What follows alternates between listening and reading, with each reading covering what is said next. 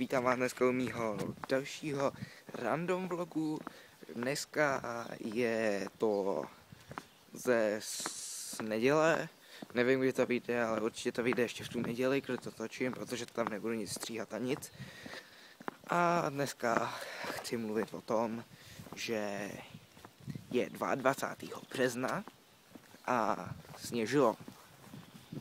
Ano, já jsem v pátek byl jenom v krátkém rukávu na hřišti, hrál jsem tam fotbal a tak, prostě to je jedno, byl jsem venku v krátkém rukávu. Dneska mám opět zimní bundu, triko s dlouhým rukávem pod tím a není mi zrovna nejteplejš. A prostě to je něco neuvěřitelného a ještě ke všemu sněžilo. No fakt normálně 22. sněžilo. Přede mnou tady jde brácha, takže ono to není vidět, možná je slyšet, protože neseme lahve, jdeme nakupovat a neseme vrátit lahve, ne od piva, ale od šťávy, takže možná je slyšet i psy a cinká brácha nebo tak něco, ale to je jedno. A to je všechno.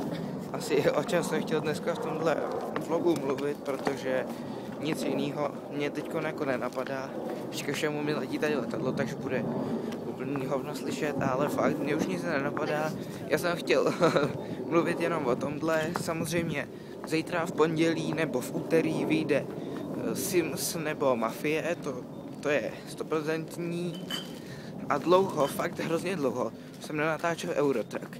Takže možná ještě dneska ho natočím a zítra vyjde, to nevím. A zítra ale budu určitě něco natáčet, to vím na 100%.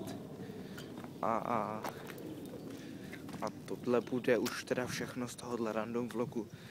Takže uvidíme se do dalšího videa, takže čau.